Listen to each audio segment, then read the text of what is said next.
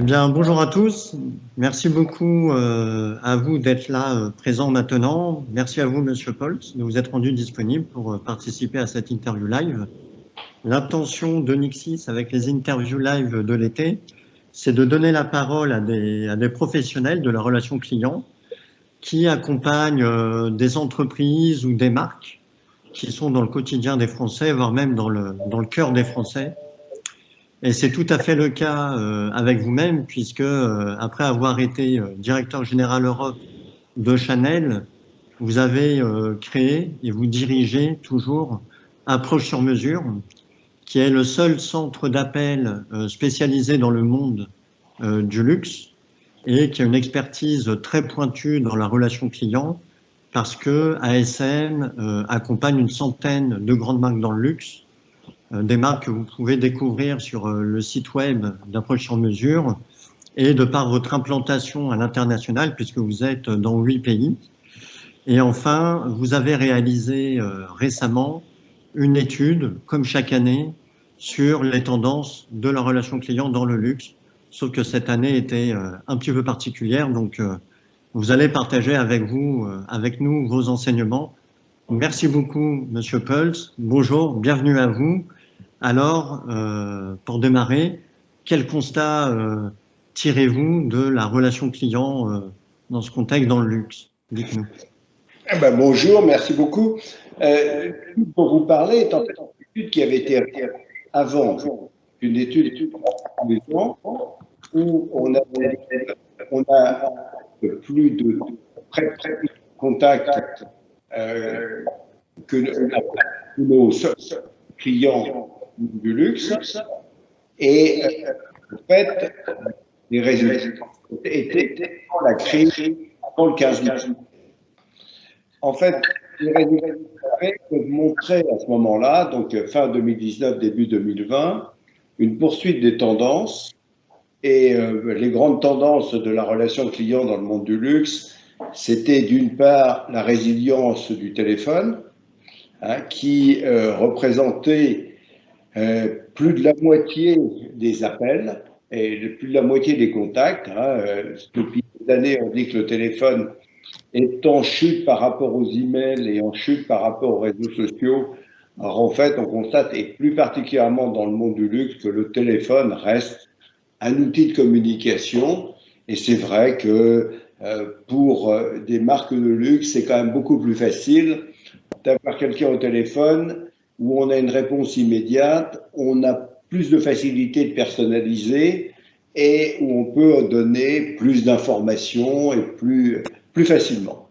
Donc le téléphone représente plus de la moitié des contacts.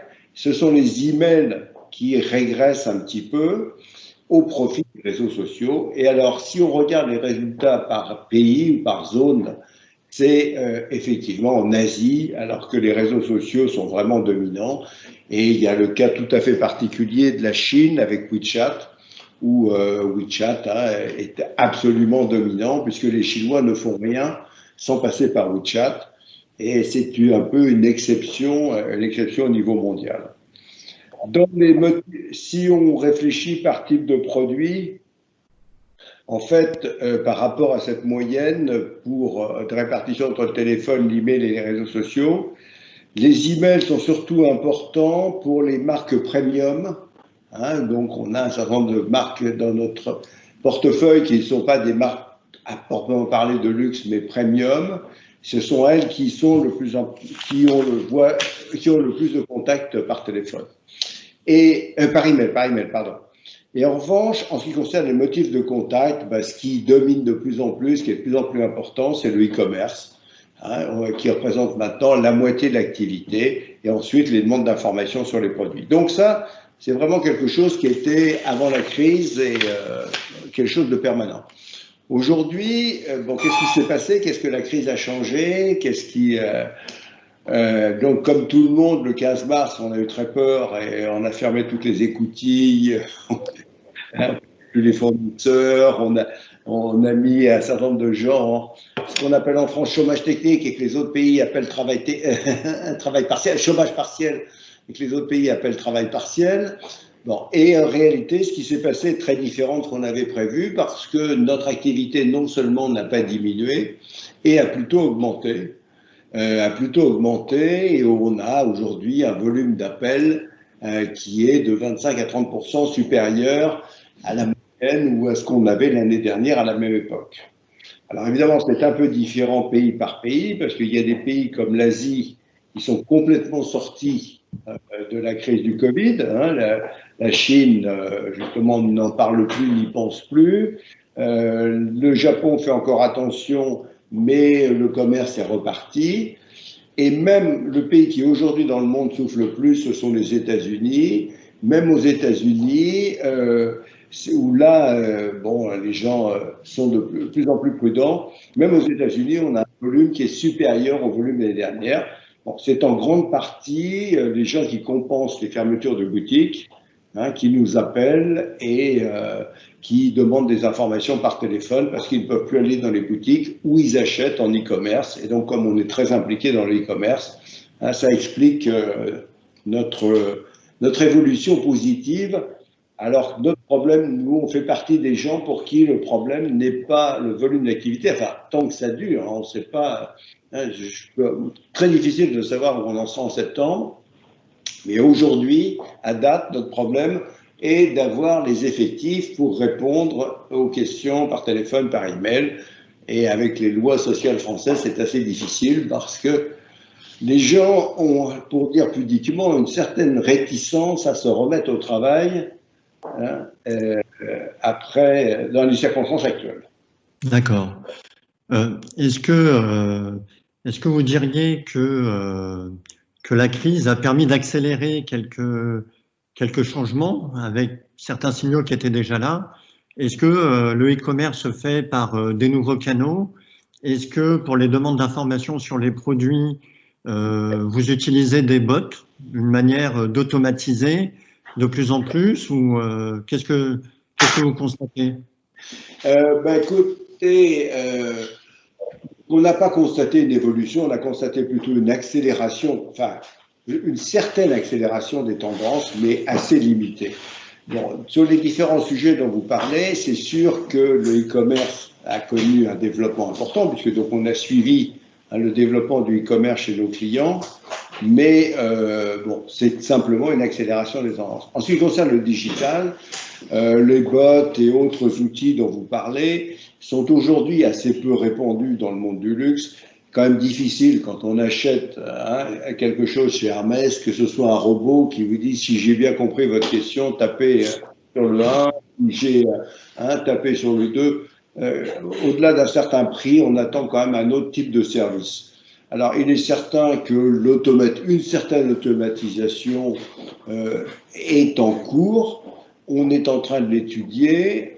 Cette automatisation, en ce qui concerne le luxe, et surtout, par exemple, dans le domaine des emails, où on a des systèmes qui nous permettent de classifier directement les emails et qui permettent de traiter, donc, tout est automatiquement scanné et suivant l'urgence, c'est soit envoyé.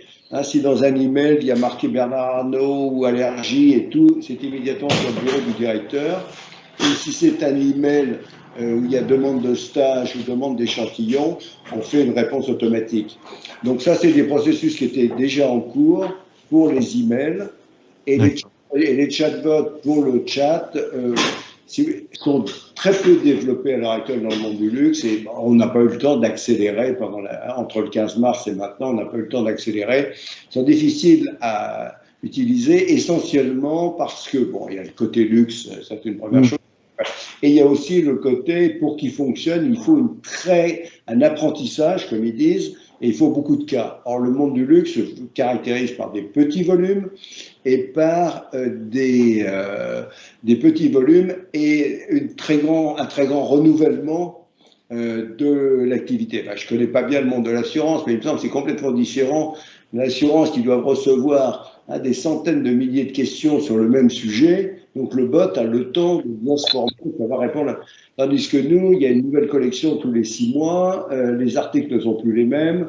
Donc avant que le bot soit suffisamment entraîné et soit capable de répondre, on n'y est pas encore. Donc aujourd'hui, le digital, oui, mais on cherche des voies un petit peu originales, et c'est là aussi toujours la Chine qui est le plus intéressant, parce que c'est là où il y a la technique la plus développée, et c'est notre filiale de Chine qui nous permet de développer des outils d'intelligence artificielle qui utilisent le savoir-faire des Chinois, qui ont indiscutablement des années d'avance sur nous. D'accord, très bien. Et pour finir, une dernière question, au niveau des canaux, est-ce qu'il y a des ouvertures vers des nouveaux canaux qui sont utilisés, des nouvelles demandes, je sais pas, du WhatsApp, du Facebook? Oui, tous, mais enfin ça devient. Alors tout ça, ça n'augmente pas, tout ça, ça se dilue. Hein, donc, non, WhatsApp, Facebook faisait déjà partie. Facebook, WhatsApp faisait partie des canaux classiques. Hein, et donc, quand il se crée de nouveaux canaux, mais de toute façon, les réseaux sociaux, que ce soit les Facebook et autres, en Europe, représentent à l'heure actuelle quand même une partie très, très limitée du total de contacts. Et le plus souvent, ce sont des gens qui ne sont pas contents et qui pensent qu'en le disant sur Facebook, ça va avoir une audience qui fait que la marque va se remuer.